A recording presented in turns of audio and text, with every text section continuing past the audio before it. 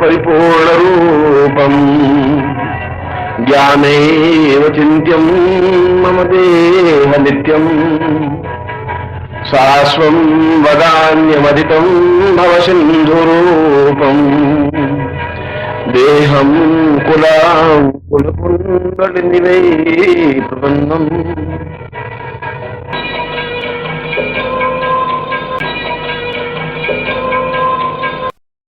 हम पूरी दुनिया को जान लेते हैं, पूरे संसार को पहचानने की तो क्षमता रखते हैं। हमने अपने प्रयत्नों से समुद्र को लांघा है, आकाश की छाती को चीर करके एक स्थान से दूसरे स्थान पर पहुंचे हैं। हमने पृथ्वी को अपने कदमों से नापा है और अंतरिक्ष में गए हैं। हमने एक ग्रह से दूसरे ग्रह पर विचरण करने की कला और प्रयत्न सीखा है। हमने एक प्रकार से देखा जाए तो पूरे विश्व को नापने की कोशिश की है, मगर इसके बावजूद भी हमारे जीवन की ये न्यूनता रह गई है कि हम अपने आप को नाप नहीं सके हैं, हम अपने आप को पहचान नहीं सके हैं। और जब तक हम अपने आप को पहचान नहीं सकेंगे, जब तक हम अपने आप को नाप नहीं सकेंगे, जब तक हम अपने आप के प्राणों में उतर करके अपने आप की क्रिया को समझ नहीं सकेंगे, तब तक हमारा सारा यह प्रयत्न व्यर्थ है। यह तो वैसा ही प्रयत्न है कि जैसे एक बहुत प्यासा व्यक्ति समुद्र के किनारे चला जाए, प्यास बुझाने की कोशिश करे, तो समुद्र में अगाध जलधि तो है, उसमें पानी का अतुल भंडार तो है, मगर उससे उस व्यक्ति की प्यास नहीं बुझ सकती। यह तो ठीक वैसा ही हुआ कि कोई व्यक्ति उत्तरी ध्रुव पर चला जाए और वहां पर छायादार पेड़ की कल्पना करे, तो वहां पर सघन बर्फ की शिलाएं तो उनको मिलेंगी, बहुत विस्तृत भूखंड भी उसको प्राप्त होगा, मगर छायादार पेड़ और शीतल बयार उसको प्राप्त नहीं हो सकती। ठीक उसी प्रकार मनुष्य ने पूरी पृथ्वी को नापा, देश विदेश में विचरण किया और पूरे संसार ही नहीं पूरे ब्रह्मांड को उसने अपने कदमों से नापने की कोशिश की। इस धरती ग्रह से भी ऊपर उठ करके चंद्रमा ग्रह पर अपने पांव रखे और मंगल और शुक्र ग्रह पर पांव रखने की कोशिश कर रहा है। उसने समुद्र के गर्भ में जाकर के उसके अतुल भंडार का पता लगाया है। पृथ्वी को हजारों मील खोद करके नीचे देखने की कोशिश की है, मगर इसके बावजूद भी ये मनुष्य की सबसे बड़ी कमजोरी रह गई है कि उसने अपने आप को जानने की कोशिश नहीं की। और यहीं पर आदमी कमजोर हो गया है, यहीं पर आदमी शिथिल हो गया है, यहीं पर आदमी की न्यूनता हो गई है, यहीं पर आदमी का ओछापन हो गया है। और इसीलिए विज्ञान का इतना विस्तार होने के बावजूद भी जो कुछ शांति, जो कुछ आनंद, जो कुछ आह्लाद, जो कुछ प्रसन्नता, जो कुछ चेतना और जो कुछ जीवन की अभिव्यक्ति होनी चाहिए वह नहीं हो पा रही है, वह हो भी नहीं सकती। क्योंकि विज्ञान ने जितना और जो कुछ किया है, चाहे समुद्र को लांघने की क्रिया है और चाहे दूसरे ग्रह पर जाने की तैयारी है और चाहे पृथ्वी को खोद करके उसमें से रत्न निकालने की क्रियाएं हैं, ये सब सुख सुविधाओं के साधन हैं। उसने विज्ञान में हवाई जहाज बना दिए, उसने जहाज बना दिए, उसने पंखे बना दिए, उसने हेलीकॉप्टर बना दिए, उसने टीवी बना दिए और सब कुछ बना दिया, मगर ये सब सुख सुविधाओं के साधन तो बन सकते हैं, मगर इनके माध्यम से आनंद की उपलब्धि नहीं प्राप्त हो सकती। और जब तक मनुष्य को आनंद की उपलब्धि प्राप्त नहीं हो सकती, तब तक उस मनुष्य की हर समय एक तनाव, एक चिंता, एक बोझ, एक जीवन का भार, एक जीवन का दुख, एक जीवन की वेदना बनी रहेगी। उसकी बाहर की आंखें एक नकली मुस्कुराहट से मुस्कुराती हुई तो दिखाई देंगी, मगर यदि हम उस मुस्कुराहट की परत को उतार करके देखें तो उसके पीछे हजार हजार दर्द छिपे हुए होंगे। उसके चेहरे की मुस्कुराहट अपने आप में नकलीपन की आभास तो देती है, मगर यदि हम उस मुस्कुराहट के मुखौटे को उतार करके देखें, उस मुस्कुराहट के पन्ने को हटा करके देखें, तो उसके नीचे सैकड़ों सैकड़ों घाव रिश्ते हुए दिखाई देंगे। यदि हम व्यक्ति को अंदर से कुरेद करके देखें तो उसके सीने में सैकड़ों प्रकार की वेदनाएं, दुख और उच्छ्वास हैं। और यदि हम व्यक्ति को अपने पास बिठा करके प्रयत्न से पूछें तो वह अपने आप को इस बात को असहाय, दुखी और वेदनायुक्त महसूस करेगा कि उससे ज्यादा दुखी इस पृथ्वी पर न कोई पशु है, न कोई पक्षी है, न कोई व्यक्ति है, न कोई चेतना है। विज्ञान की इतनी उन्नति के बावजूद भी इतना दुख और इतना तनाव क्यों है? क्योंकि विज्ञान का तो पूरा प्रयत्न यह रहा है कि मनुष्य सुखी रहे। विज्ञान की उपलब्धियों का सार यही है कि मनुष्य ज्यादा से ज्यादा सुखी हो, और विज्ञान ने जितना विस्तार किया मनुष्य उतना ही दुखी होता गया। उसने जितनी दवाइयों का इजाद किया उतने रोग बढ़ते गए। उसने जितनी ज्यादा चलने की और वाहन की यात्राओं की सुविधा की, व्यक्ति उतना ही पंगु बनता गया, और इतना पंगु बन गया कि आज व्यक्ति अगर 2-4 किलोमीटर चलना चाहे उसने 100 वर्ष की आयु को घटा करके 60 वर्ष में लाके खड़ा कर दिया है। मेरे पूर्वजों की आयु 100 और 110 और 115 वर्ष होना बहुत स्वाभाविक थी। 80 और 90 वर्ष तो आज भी ग्रामीण व्यक्तियों में मिल जाएंगे, मगर हमारे शहरी व्यक्ति जितने भी बुद्धिजीवी हैं, जितने भी आराम तलबी हैं, जितने भी उन्होंने विज्ञान को परखा है और जितने विज्ञान का उपयोग किया है, उतनी उनकी आयु न्यूनता होती गई है। देह घिस गई है, देह की अपने आप में न्यूनता हो गई है, कमी हो गई है, और ये हमारे जीवन की सबसे बड़ी कमी है। और मैं आज आपको उस देह तत्व से और देह तत्व के अंदर घुस करके प्राण तत्व से आपको मिलाने की कोशिश कर रहा हूं। मैं आपको समझा रहा हूं कि आप जो कुछ ये सब भाग दौड़, ये सब कुछ छल कपट, ये झूठ और ये सत्य और ये विचार और ये सुख सुविधाओं के साधन जुटाने की कोशिश कर रहे हैं, ये सारे साधन और ये सारी सुविधाएं आपके जीवन को आनंद नहीं दे सकती, आपके जीवन को तृप्ति नहीं दे सकती, आपके जीवन को पूर्णता नहीं दे सकती। इसमें पूर्णता है ही नहीं, इसमें सुख है ही नहीं, इसमें तृप्ति है ही नहीं। इसके माध्यम से हजार वर्ष तक भी यदि विज्ञान निरंतर आगे बढ़ता रहा तब भी उसको सुख और आनंद और अनुभूतियों की अनुभूतियां नहीं हो सकेंगी। और यदि ऐसा नहीं हो सकता तो यह सब विज्ञान मनुष्य के लिए कम से कम नहीं है। ये विज्ञान मनुष्य के अहम को तो तुष्टि करता है। ये विज्ञान इस बात को तो कहता है कि मनुष्य ने इतना कुछ किया, मगर इतना सब कुछ किया केवल बुद्धि की तृप्ति के लिए, बुद्धि को थपथपाने के लिए, बुद्धि को पूर्णता देने के लिए। और जहां बुद्धि का विस्तार होगा वहां हृदय का मन विकसित नहीं हो सकता।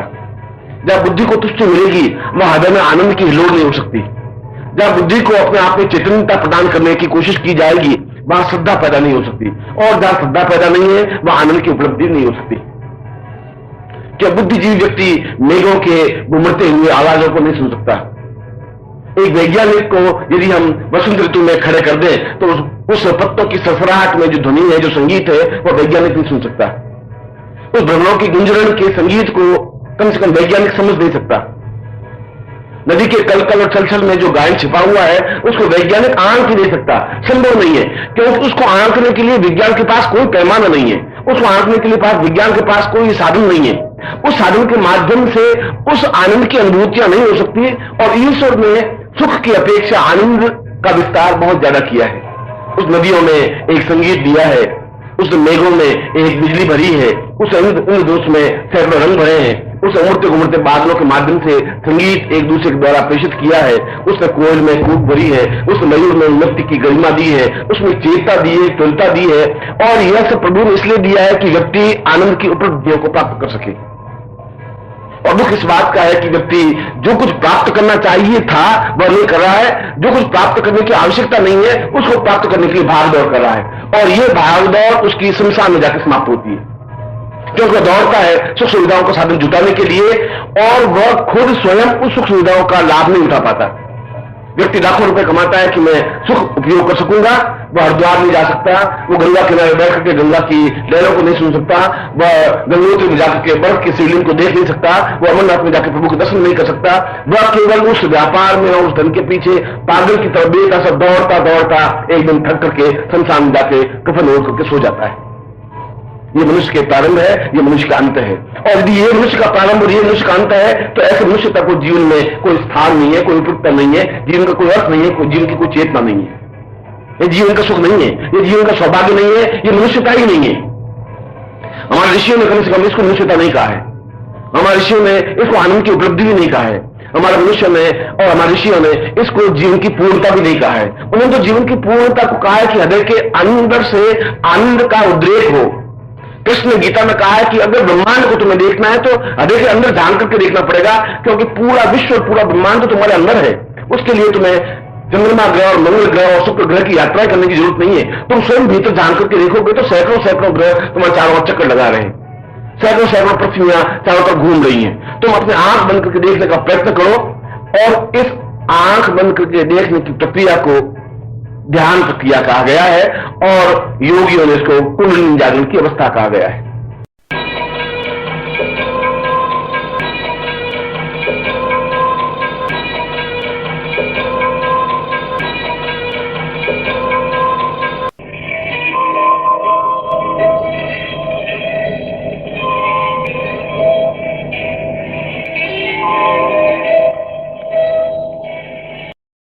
देव्यं हतैवा परिपूर्णरूपम् ज्ञानेव चिन्त्यं मम देह नित्यम् शाश्वं वदान्यमदितं भवसिन्धुरूपम् देहं कुलाकुलकुण्डलिनिवै प्रपन्नम्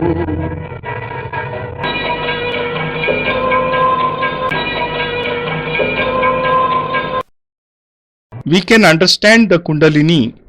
We have the capacity to understand the whole world. Through our efforts, we have crossed the oceans, flown in the skies, covered the whole length and breadth of earth on foot, and have even gone into space. We have succeeded in traveling to other planets. We have explored every corner of this earth, but we have not been able to explore deep into ourselves. We have not been able to realize our true forms, and we have not been able to recognize our actual capacities. All our efforts shall go in vain until we understand the process of entering our own conscience. The situation in which we are today is similar to that of a thirsty person who goes to the seashore. The sea has tons and tons of water, but he cannot quench his thirst. It is like a person who goes to the North Pole and wishes for a shady tree there. There he shall find huge icebergs and fields of snow, but he won't find a tree. Similarly, man has explored the entire earth. He has travelled far and wide. He has even stepped out into space. He has reached the moon and is trying to set foot on other planets like Mars, Venus. He has explored the deepest seas and oceans and has drilled deep into the earth. But even after having achieved all this, he has never attempted to recognize his own self. This has been the greatest weakness of man, and this is why, even after so much development in science, he has not been able to achieve true happiness, joy, peace, and pleasure. This is in fact not possible because science has provided with only comforts and amenities through its various achievements, be it exploring the seas or exploring the space. Science has provided with modern amenities like fans, televisions, aeroplanes for making human life more comfortable. But through them, true joy cannot be attained. Until man achieves happiness, he shall always be troubled with tensions, problems, and sorrows of life. He may be seen smiling, but the smile shall be artificial. Behind this smile, we shall find thousands of pains and sufferings. If we try to look into a person's life, we shall find sorrows, tensions, and disgust. If we talk to him, we shall find that he considers himself to be the most troubled person on the earth. Why is there so much pain and suffering even after so much progress in the field of science? Science has always endeavored to make human life more and more comfortable. But the more science invented new things, the more afflicted man has become. As more medicines were discovered, more diseases came up. As science invented new systems of transport, man became so dependent on them that today he cannot even walk 2 to 4 kilometers. Even the average age limit has come down from 100 years to 60 years. Earlier our ancestors used to live even to the ages of 100 to 120 years. Today we may find rural folks of the age 80 to 90 years. The person living in a city, although he is educated and uses all scientific amenities, hardly lives up to an age of 50 to 60 years.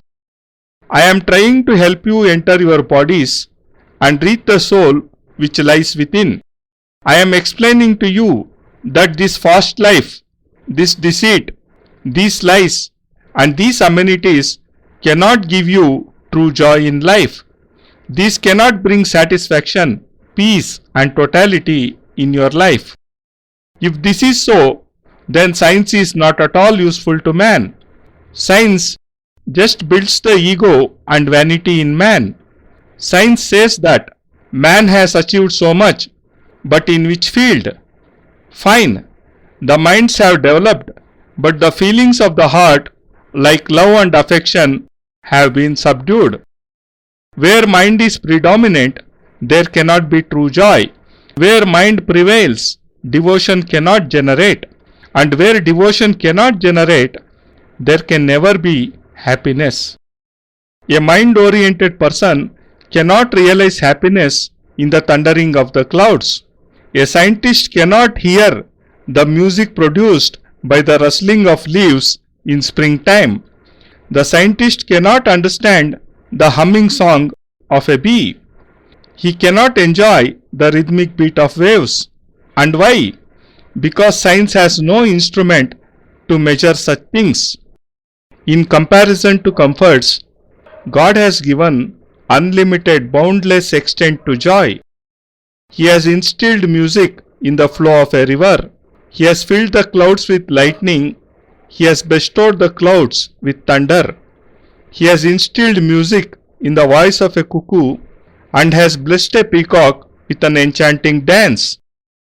And God has created all this so that one can attain joy and happiness. But it is very unfortunate that man is not able to achieve what he should. Rather, he is blindly running after all that is useless for him, and this madness stops only when he dies. He strives so hard to obtain all comforts, but he himself is not able to enjoy them as he keeps running after more and more all through his life. A person earns millions of rupees, but to what use? He cannot go to Haridwar. He cannot enjoy the gentle music of a river by sitting on its bank. He cannot go to Amarnath to have the darshan of God. Such a person starts his life and ends his life in the same way. Such life is, in fact, meaningless. This is not the way to achieve happiness. Such life cannot even be called human. Human life, according to the sages, does not constitute totality in itself. They have said that the joy present in our hearts is in fact the totality of life. Lord Krishna has said in Gita that if you want to see the universe, look into your own heart, because the whole world, the entire universe, is present within you. Just look into your own self and you will find hundreds of planets and stars revolving around you. Close your eyes and look within. The process of looking with closed eyes is called dhyan or meditation, and the yogis have called it the state of awakening of the Kundalini.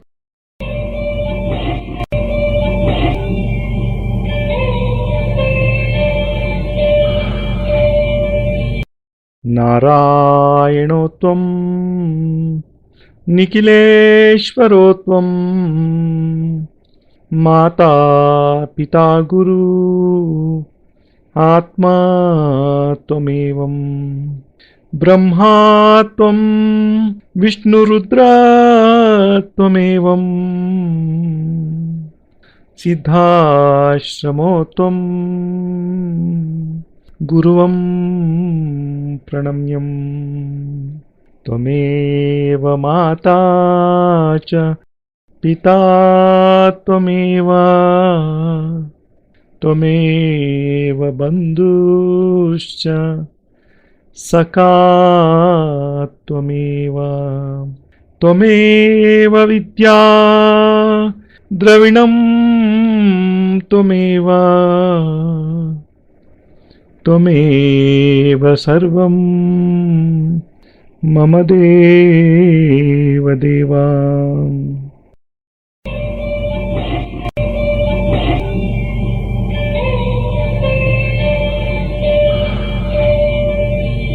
Twadeeyam Vastu Nikhilam Tubyamevam Samarpayeth. Jai Gurudev.